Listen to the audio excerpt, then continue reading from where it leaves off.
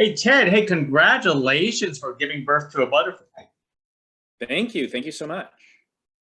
Now, this film is being showcased at Fantasia Festival this year, which is I believe it's making its premiere. How do you feel about that?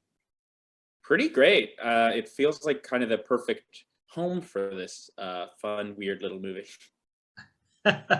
So tell us where the original idea came from for giving birth to a butterfly. It's funny, the very seed of the idea came many years ago when I almost got lured into a scam and for a secret shopper, and they mailed me a check and there was a return address on the check. And I knew it was a scam, so I didn't follow it, but I Google mapped it and there was a residential house in Kentucky, which was the return address to this stamp. So that just sort of started the thinking. And over years, I started working with my co-writer Patrick, and that idea is just kind of stuck in my mind. Like, what is in that house? The best thing about this film is that you came up with so many quirky characters. Could you tell us about the development of these quirky characters? Are these like people in real life that you just basically enhanced somehow? Many of them are, yeah. And the way, I think some of it is because of the way Patrick and I work together, because I think he's now 70. So we come from pretty different generations and worlds. And so it's a very fun game of both of us creating and finding these pretty bizarre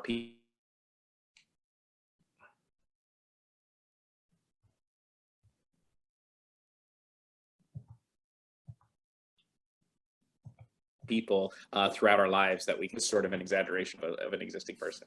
Oh, can you hear me? Yeah, I could hear you. Okay, great. Okay.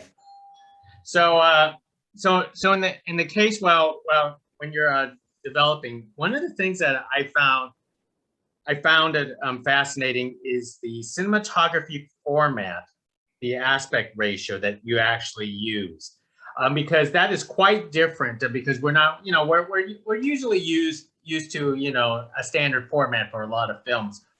Tell us about the choice of that aspect ratio that you actually use for this film.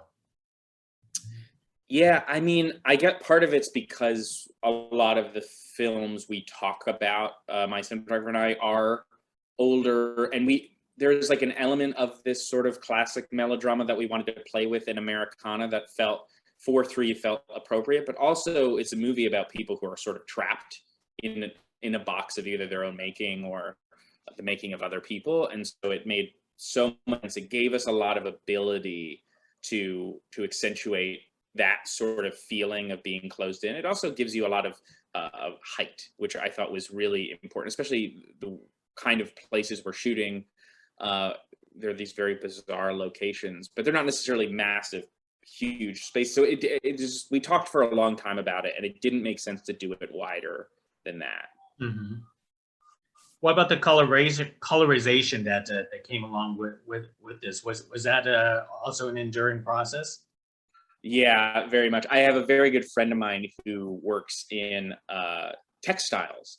And so I actually, years before we started, we like planned out the color scheme of the film. She has all these old Pantone based on sort of, like, we wanted to do a lot of earth tones, but we wanted everything, like, we just had a very specific idea of how it should look and feel, because I think the movie exists in a reality that is a little off kilter, and you need to feel that in a way, but it should also feel, we didn't want it to feel cold, but we didn't want it to feel normal, I guess is how I would describe it. I don't know. I thought when I was watching, I felt like the whole thing was one big long dream itself. Like, is this really happening? So yeah. Tell us about your cast. Why were they tell us about the the recruitment for your cast and why they were perfect for their roles. Yeah, I mean, casting is just such a bizarre thing, but we had this incredible casting director who I've known for years and is a friend of mine. And so pretty early on, it was, there's often a discussion in casting about, do you need to have a certain name to get the money for the film? And for us, it was, we just want the best people. And so I just met with a lot of people, and it was really about finding people who understood the material and felt like they understood what the character needed to come to life. And so, you know, I just met Annie for coffee, and within 5 minutes I was like, this is the person. It's just so obvious that this is the person. And it's funny because we were thinking about who would play Daryl, her husband, in the film, and I forget who brought it up, but somebody brought up, well, her partner is Paul Sparks, and he's kind of perfect for that role. So then we brought it to Annie, and they had never done a project together, so it was a very kind of perfect serendipitous thing. And the same thing happened with Gus. We found Gus, and I thought she was just unbelievable. And she was the one that was like, hey, I think my mom would be great as my mom in the movie. So I met with her and was like, yeah, she's exactly who I imagined. So there is, I think sometimes you just get those happy accidents, and we got a lot of that in this making of this film, where we'd find a perfect person and they would connect us to another perfect person to play their counterpart. And that was really fun. That is the great thing about you know, developing indie films itself. But where did you find the twins? Are they twins in the film? No, it's just one woman that we doubled.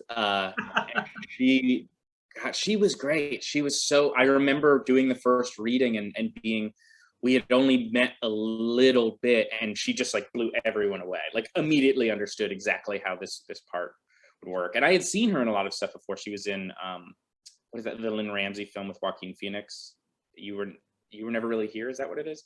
And she had a season or two on Orange is the New Black. So I was aware of who she was, and meeting with her, she's got such an energy. She's amazing. I love her. Yeah. Gosh, you fooled me. I actually thought you actually casted twins or something like that. We thought about it. It was nearly impossible to try and find twins that look exactly the same. It's the house where the identity theft was occurring. Was that your house? No, it was not, but it's a very close family friend. And I think initially we had written it, and I was thinking about a different house. And then I remembered this house, and it's so amazing. Like, they really do have a room hidden behind a bookcase. And there's magic to that house in the way in which because they had it built many, many years ago. And, you know, I would go there for Christmas Day and Thanksgiving. And so they've been really close family friends forever. And it just seemed like I couldn't find anything like that. But it doesn't, you know, you find that because it exists in your life. You don't find it naturally. That's the one thing of the enjoyments of filmmaking is, you know, casting, set locations, everything. And you managed to even, I want to say you filmed it in a trolley, or what was that? Yeah, it is a converted trolley into a bus. So it's an old trolley car, and you can rent it out and go around the city. And I think also Westchester, they'll take you on a little tour. Wow. So what do you suppose was the most you know, difficult challenge for you as a director on a project like this? Yeah, there's a lot. It's just, thankfully, I've had a lot of experience on features as a first AD, which really kind of prepares you for the stress of it. And it is a really stressful experience, obviously. But there were some weather concerns. It got kind of cold while we were filming. I think we got very lucky because we had a crew of mostly people that I've worked with for many years that I know very well. So nothing was too difficult. But finding all those locations, you know, because I also produced the film along with Daryl Freimark, who was the lead producer on the film. And that, it's just, you know, you do a movie this size and you're doing everything. You know, everyone's doing everything. And at all times, you're like, if the wrong thing goes wrong, this whole thing could collapse. And I think that just sort of balancing that and trying to keep in the right mindset to creatively make the thing you've come up with a year and a half ago is always such a fun challenge. Well, let me address one more thing here. It's the fact that you've been you know, been an AD for quite some time, and this is your feature film directorial debut. How was that overall experience? And do you still have the you know, that directing bug to continue on to another feature film? Oh, yeah, absolutely. It's the only thing I've really ever wanted to do. So it seems like there's no choice at this point. I'm just going to keep trying. But it was amazing. I mean, I think you could never be prepared for it. I think because I've worked for a long time and I understood what it actually feels like to be 20 days or 30 days on a shoot.